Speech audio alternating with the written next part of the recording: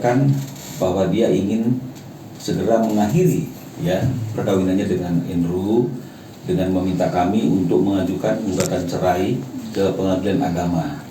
Hari ini kita sudah mulai proses gugatan cerainya. Kita harapkan dalam waktu dekat, mungkin minggu depan itu kita sudah bisa mendaftarkan gugatan cerai Tengku Dewi terhadap suaminya Andrew. Jadi alasannya Tengku Dewi untuk mengajukan gugatan kepada Andrew ini tentu terkait dengan masalah perilaku ya. Perilakunya Andrew yang dari mulai awal perkawinan, ini mereka ini kan menikahnya sudah lebih kurang 11 tahun ya. Sudah ini akan ada anak kedua yang akan lahir. Tapi dari mulai tahun-tahun pertama perkawinan antara Tengku Dewi dengan Andrew, ini ada satu kebiasaan buruk atau perilaku yang buruk dari Andrew yang tidak pernah berubah gitu ya. Dari selama 11 tahun perkawinan itu kebiasaan buruk ini tidak pernah berubah ya. Kebiasaan apa itu kan begitu ya? Kebiasaan memiliki hubungan dengan wanita-wanita lain di luar istrinya Tengku Dewi ya. Jadi kalau bahasa kerennya itu selingkuh ya. Dan sekarang ini juga masalah ini mencuat kan juga karena adanya perselingkuhan yang dilakukan oleh Andrew.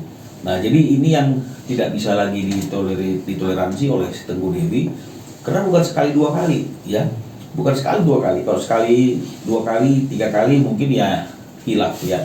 Tidak ada manusia yang sempurna, tidak ada suami yang sempurna, tapi paling tidak ada suatu keinginan dari suami atau dari Andrew untuk memperbaiki perilakunya, untuk memperbaiki kesalahan-kesalahannya. Jadi jangan melakukan kesalahan yang berulang. Kalau melakukan kesalahan yang berulang kan ini kelihatannya bahwa memang tidak ada keinginan, tidak ada upaya yang ingin dilakukan oleh Andrew, patut diduga untuk memperbaiki perilakunya yang tidak baik tersebut. Nah, dan bahkan itu membuat si Dewi yakin bahwa jika meneruskan perkawinannya dengan Andrew, kelakuan Andrew ini tidak mungkin atau patut diduga tidak mungkin bisa dirubah lagi, karena 9 tahun nggak berubah nih.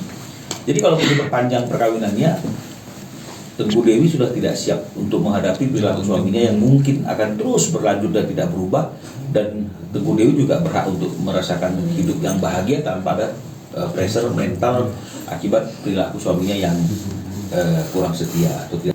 Satu adalah dari sisi psikologis ya, bagaimana seorang istri yang lagi dalam keadaan hamil tua, 2 bulan lagi akan melahirkan, di tengah proses kehamilannya itu dia harus mengajukan gugatan cerai kepada suaminya, sementara seorang istri yang sedang hamil dan akan menyambut kelahiran anaknya itu biasanya kan butuh seorang suami sebagai pendamping ya. Nah, tapi kelihatannya kemarin Tengku Dewi sudah sampai kepada satu keputusan. Dia lebih baik melahirkan sendiri dengan baik tanpa ada suatu tekanan mental, pikiran, gangguan apapun dari perilaku yang dibuat oleh Andrew selama 11 tahun ini yang terus berulang. Jadi dia merasa bahwa dia akan lebih tenang kalau memang melahirkan anaknya itu sendiri ya. Kami harus sampaikan bahwa memang kalau secara fikih formil seorang istri itu boleh mengajukan gugatan cerai kepada suaminya, atau istilahnya itu khuluk ya kalau nggak salah itu ya secara hukum Islamnya, ketika istri itu merasa bahwa dia sudah haknya dilanggar dan kemudian dia merasa dia diperlakukan dengan cara yang tidak senonoh. Jadi haknya dilanggar, jelas sebagai seorang istri harusnya haknya adalah mendapatkan cinta dari suaminya itu, perhatian dari suaminya itu satu-satunya yang berhak untuk mendapatkan cinta, perhatian, dan juga yang berhak untuk menikmati hubungan suami istri itu adalah dia sebagai istri. Ini sudah tidak terrealisasi karena Andrew sudah berulang-ulang ketahuan selingkuh dan sudah dimaafkan, dan ini nggak berubah. Nah, istri itu merasa dia mendapatkan tekanan atau diperlakukan tidak adil. Jadi ini juga terpenuhi. Nah, jadi dengan kondisi yang seperti itu, maka secara hukum positif maupun hukum kompilasi hukum Islamnya atau hukum Islamnya, boleh saja seorang istri yang sedang hamil itu mengajukan gugatan cerai kepada suaminya. Masa idahnya akan diperpanjang, jadi artinya sampai si bayi itu lahir, si istri ini tidak boleh memiliki hubungan dengan laki-laki lain atau menjalin ikatan hubungan dengan laki-laki lain. Jadi ini hanya untuk memastikan dan menjamin bahwa anak yang dilahirkan oleh istri yang sedang hamil dan menggugat suaminya itu, bahwa anak yang dilahirkan itu jelas adalah anak dari suami yang sedang lagi dalam proses perceraian tersebut. Mengenai masalah harta gono ini, kemarin Teguh Dewi menyampaikan bahwa ketika mereka masuk ke dalam perkawinan tersebut, mereka sudah dilengkapi dengan perjanjian pranikah. Ya, jadi karena ada perjanjian pranikah tersebut itu akan lebih memudahkan hal-hal yang berkaitan dengan masalah gono gini, ya, karena sudah jelas mereka menguasai harta mereka masing-masing. Ya, tidak ada percampuran harta. Nah, karena anak-anaknya itu masih di bawah umur, tentu kita akan mintakan bahwa anak-anak ini juga baik yang sudah ada sekarang maupun yang akan lahiran dalam waktu 2 bulan ini, itu pasti tentu akan lebih tepat berada dalam perawatan dan hak asuh ibunya. Ya, Teguh Dewi tidak akan memutus hubungan silaturahmi antara anak dengan ayah. Tapi kalau mengenai masalah hak asuhnya, Dewi tentu ingin anak-anak yang masih di bawah umur ini adalah dalam pengasuhannya dia.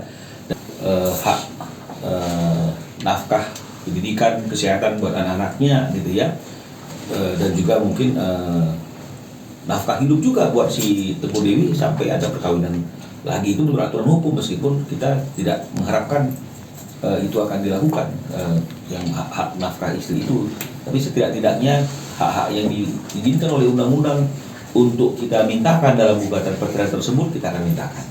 Kalau dari pembicaranya dia sampaikan bahwa tahun-tahun pertama, jadi mungkin dari mulai tahun-tahun pertama 1 tahun 2 tahun itu sudah adalah satu kejadian yang terjadi yang dilakukan oleh Andrew, tapi mungkin ya Teguh Dewi masih berbesar hati, mungkin itu satu kekhilafan, ya, bahkan mungkin bantu untuk meredakan situasi itu, ya. Nah, dengan orang yang cukup dikenal juga sih sebenarnya, dan saya nggak boleh sebutkan namanya, kan begitu ya.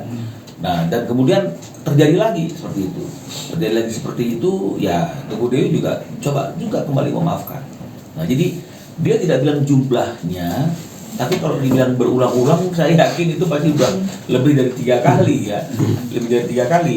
Nah, sementara lagu aja ngomong jangan sampai 3 kali kan begitu. Ini kalau lebih dari 3 kali, ya saya kira wanita mana sih yang mau, atau istri mana sih yang mau membiarkan suaminya berulang-ulang melakukan hal yang seperti itu, dan bukti-buktinya juga ada gitu ya. Jadi artinya itu Dewi juga menemukan beberapa bukti-bukti perilaku-perilaku yang tidak sepatutnya dilakukan oleh seorang suami, dan itu akhirnya membuat si Dewi ya harus mulai mengevaluasi perkawinan mereka itu, dan dia sampai kepada satu titik ini nggak bisa diteruskan perkawinannya, nggak ada komunikasi.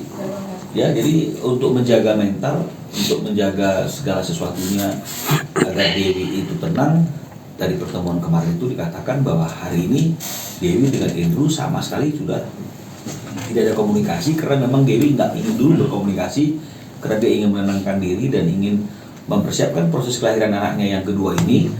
Kalau pisah rumahnya itu kita masih ini ya, belum tanya pasti, tapi mungkin kalau dibilang bulanan ya mungkin ya beberapa bulan atau beberapa minggu setelah terjadi peristiwa yang viral terkait dengan masalah Teguh Dewi dan suaminya. Ini kan masalahnya kan tidak ada berkaitan sih, secara tidak langsung berkaitan, tapi sebenarnya kan tidak ada kaitan dengan siapapun yang diisukan dengan Andrew inisial S atau siapapun, karena kan ini kan yang paling penting adalah bagaimana Andrew-nya sebagai seorang suami ya kepada istri ya. Karena kalau di luar sana kan pasti banyak dong itu ya, artinya wanita-wanita pelakor yang artinya nggak peduli status seorang laki-laki itu sudah berkeluarga atau tidak berkeluarga, dia pasang jerat saja kan begitu ya. Jadi bukan masalah wanita pelakornya sekarang nih, yang paling penting dan utama adalah bagaimana sikap dan karakter Andrew sebagai seorang suami yang memiliki tanggung jawab dan sudah sadar betul dia tidak lagi sendiri, bukan orang single, kok masih memberikan respon atau mencari-cari misalnya seperti itu ya wanita-wanita lain di luar istrinya. Jadi Dewi lebih fokus kepada itunya. Kita bicara konteks hukum pidana, bahkan saya sudah sempat berkomunikasi dengan salah satu Kapolres gitu ya, di mana wilayah hukum kalau kita ingin melapor atau melakukan suatu tindakan kepada si Andrew ini kan gitu. Nah, hanya saja kembali Dewi mengingat gitu loh, bagaimanapun juga dia adalah ayah dari anak-anaknya, satu itu. Yang kedua, dia juga tahu posisi Andrew itu juga sebagai tulang punggung dari keluarganya. Keluarganya itu artinya di luar rumah tangganya ini ibunya. Dan dia nggak mau artinya itu memberikan suatu dampak yang akhirnya sampai harus seperti itu kepada suaminya, sehingga akhirnya dia skip semua opsi-opsi yang pidana tadi itu, dan dia berpikir udahlah fokus kepada rumah tangganya ini saja yang diberesin. Sampai sejauh ini kehamilannya baik-baik saja. Kemarin kalau nggak salah dia katakan bahwa mungkin 2 bulan lagi dia akan lahir.